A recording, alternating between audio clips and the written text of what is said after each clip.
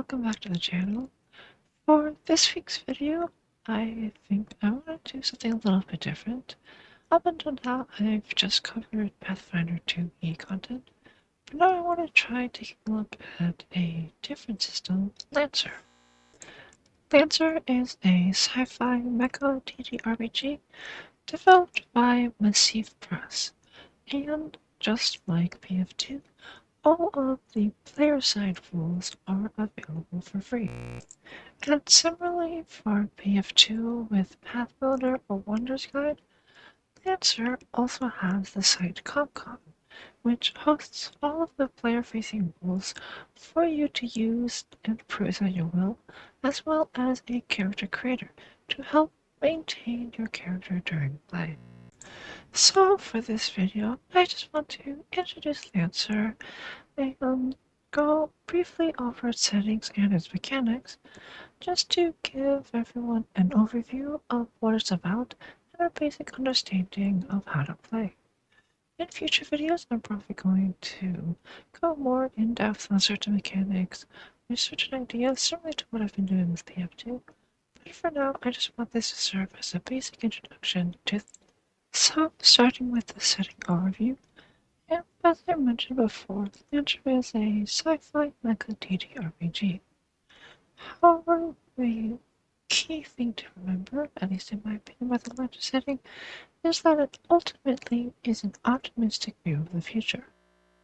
During the time period that the default setting takes place in, most of humanity is lumped into one galactic empire known as Union.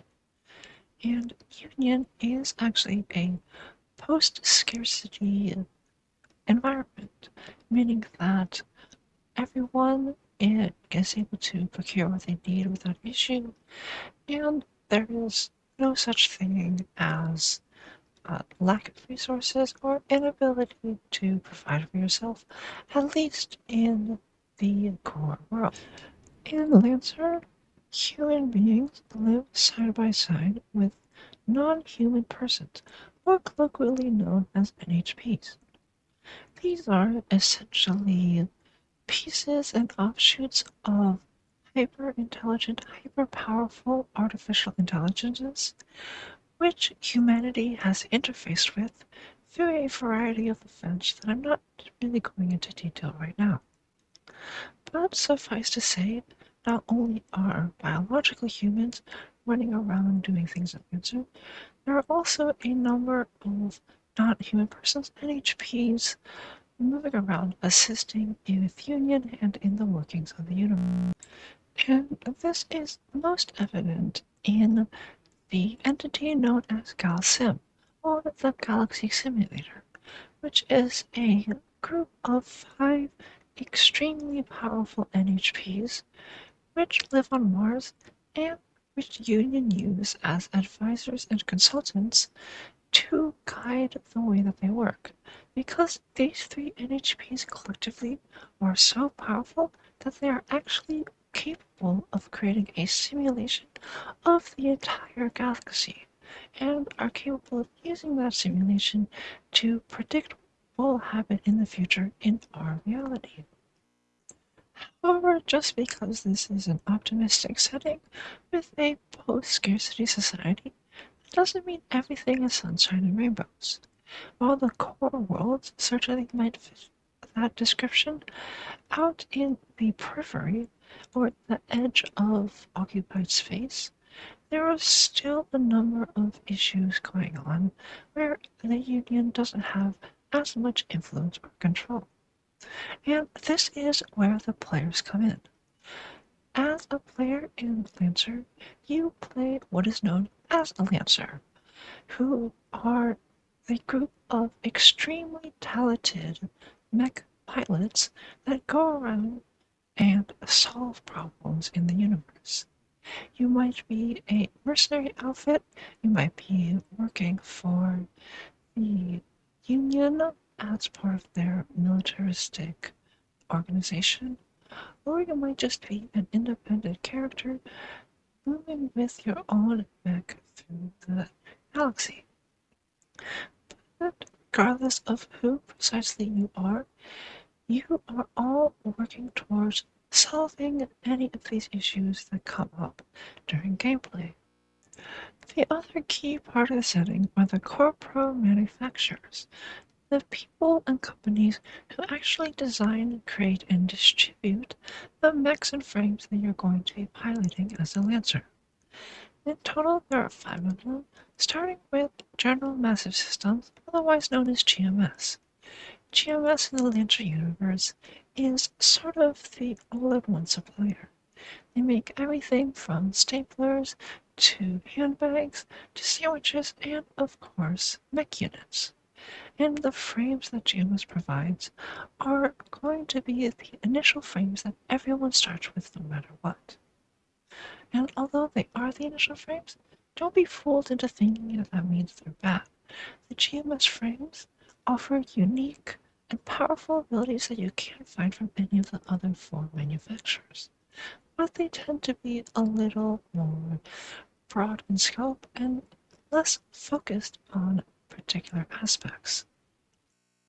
Next up, we have Interplanetary Shipping North Star, otherwise known as IPSN.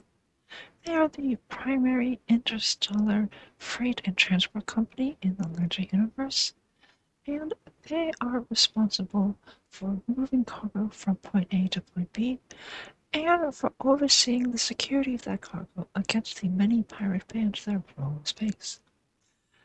As for their frames, they tend to create sturdy, reliable utilitarian frames, focused on output and survivability, but perhaps not necessarily the fanciest frames you'll see in the universe. Next we have Smith Shimano Corporal, otherwise known as SSC.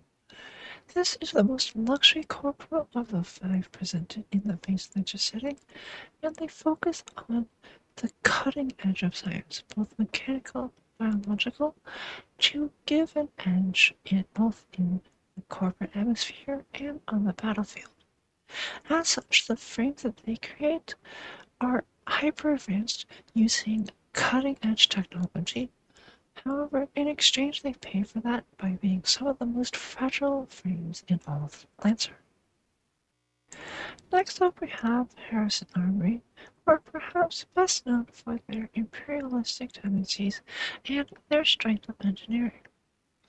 The frames that they create tend to be equipped with overwhelming firepower, capable of blasting opponents off of the map, as well as withstanding incredible punishment. However, in exchange, they also tend to ride a fine line between that power and full self-destruction. And finally, we have Horus, who are not a corporal in the traditional sense, and are instead a conglomeration of hackers, forum users, and scientists from all over the galaxy, with the actual central authority, of course, being entirely unknown to the wider public, if they even exist at all.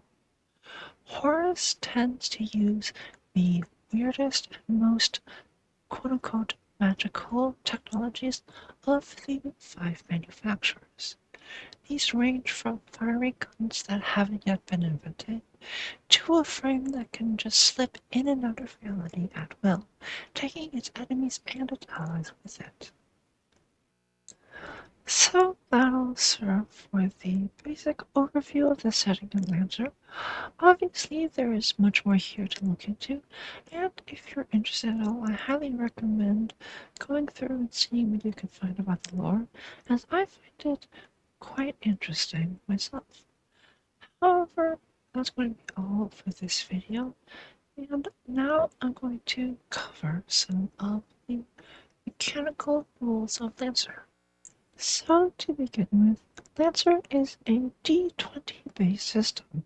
Just like BF2, you take your D20 whenever you want to make a check, you roll it, you add whatever relevant modifiers exist, and then you compare your result versus a specific DC to see if you succeed on your task.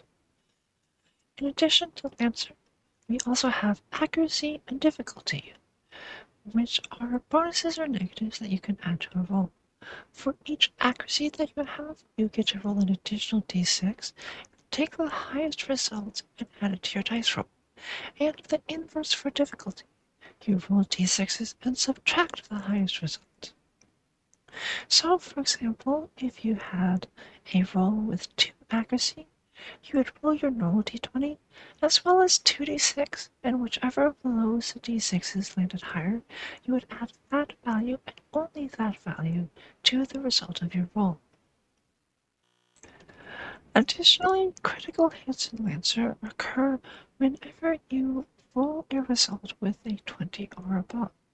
So if you rolled an 18 on your dice and you added +2 for a total of 20, you critically succeed whatever check you're trying to do, which gives some additional effects and generally makes the result of your check better. However, unlike PF2, Lancer is a small numbers game.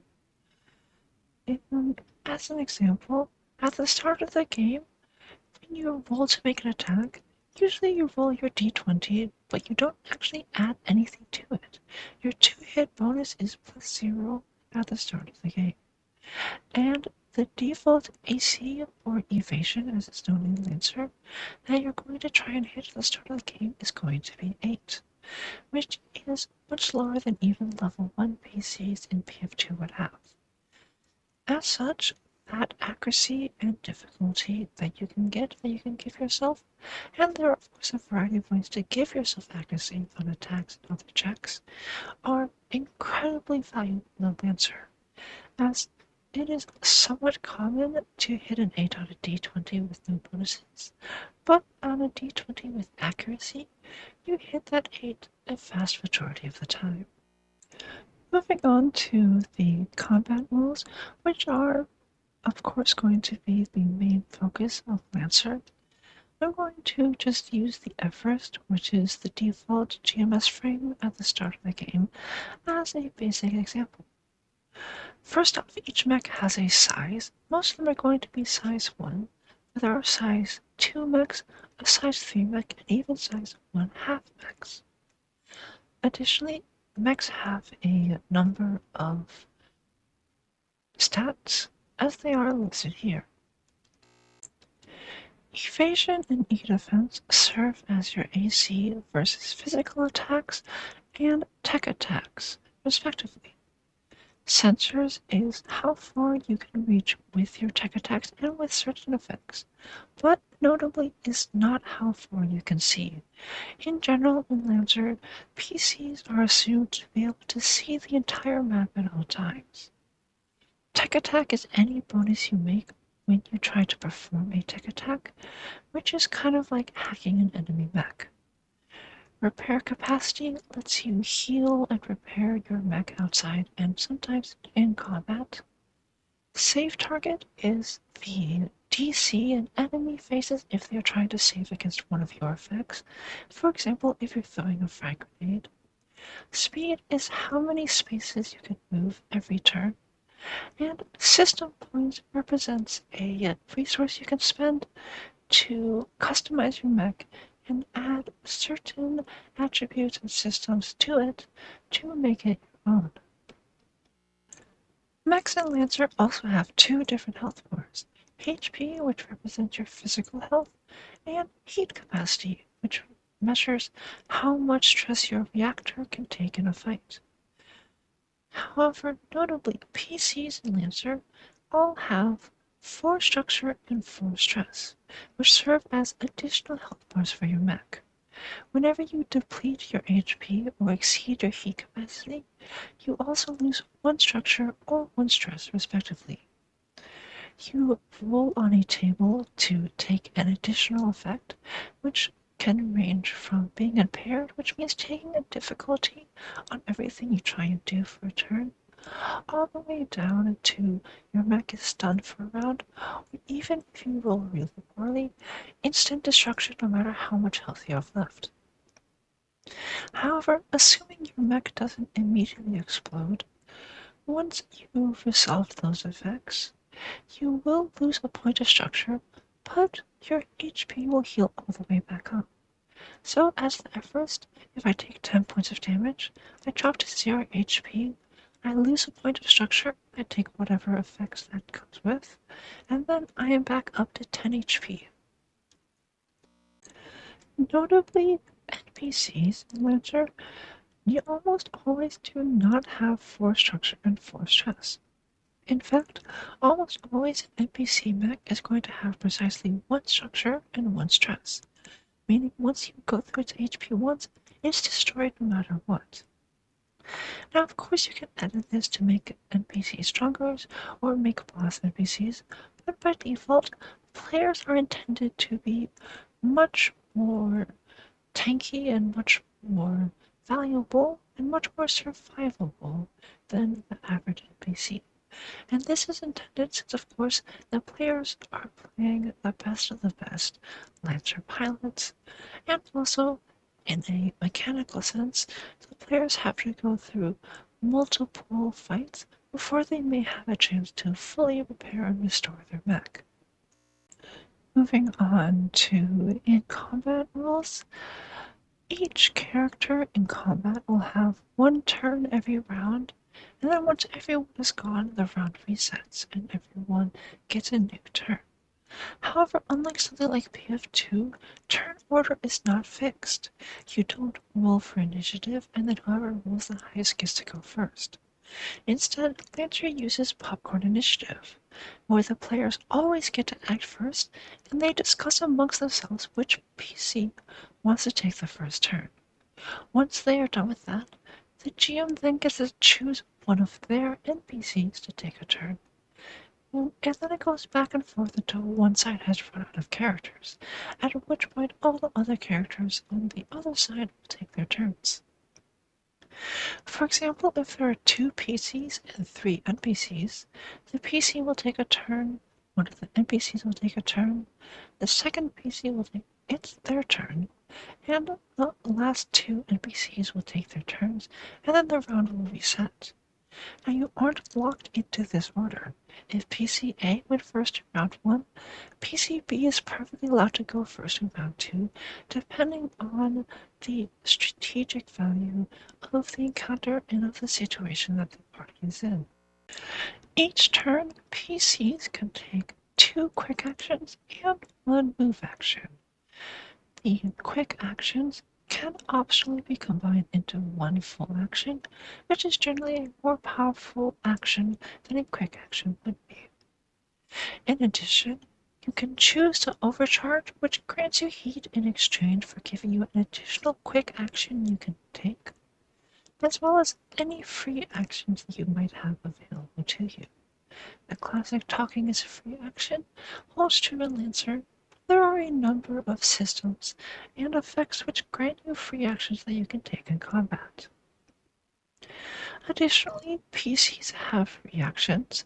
By default, they have Overwatch, which lets you take an attack against someone who moves within your threat, as well as Brace, which lets you try and reduce incoming damage in exchange for less actions next turn. Notably, however, though most reactions will have a once a round limit, for example, you can only Overwatch once a round, each PC gets 1 reaction every turn. So, even though you couldn't Overwatch and Brace on the same turn, you could Overwatch on one turn and then Brace on the next turn just fine. In terms of things you can do with your actions or quick actions and full actions, they range generally what you would expect.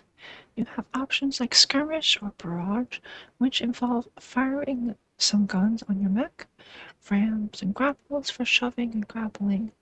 You can quick tech or full tech to try and hack enemy mechs and impair them electronically, as well as a number of system-specific and mech-specific actions that you are about to take, depending on your precise build. There are obviously too many of those to go over all of them now, but if you're interested, I recommend reading through here in ComCon, as well as the rule sheet that I was showing previously, both of which will be linked in the description. That's the overview for the in-combat rules. And the overview for the out-of-combat rules is going to be much shorter. Lancer's out-of-combat rules are extremely bare bones and mostly are there for guidance and roleplay rather than defining strictly how you approach out-of-combat situations. This is a mech game after all, and so the vast majority of the rules are going to be focused on mech-based combat. Out of combat, you're generally going to be using these skill triggers, which are similar to skills in BF2, ranging from a +2 to a +6 bonus. These things include such actions as applying fists to faces, getting somewhere quickly, or showing off to people around you. And how you want to use that and how you want to adjudicate that is essentially left up entirely to the GM and their players. And the last thing I want to cover is the progression system in Lancer. As for the rules, after every mission your players complete, they will each get one license level to spend as they wish. And almost every frame is going to have a license associated with it, split into the four major corporate manufacturers: IPSN, SSC, Horus, and Harrison Armories. Each of these licenses, if you, for example, look at the Baylor, is split into 3 ranks. Each rank will grant 2 pieces of equipment. So, for example, the Baylor at rank 1 will grant you the Hive Drone, which is a drone, and the Scanner Swarm, which is an upgrade for your mech. Additionally, in rank 2, so after 2 missions into 2 license levels into the same license, you unlock the frame of that license. So once you reach rank 2 Baylor, you get the Baylor frame. So in addition to your standard GMS frames, you'll also have access to the Baylor frame to use and take out with you on missions as you wish. Additionally, with every license level, you also get +1 haze point, which is kind of like a stat attribute and bumps the abilities and statistics of all the mechs that you pilot, as well as +2 to 1 pilot skill trigger.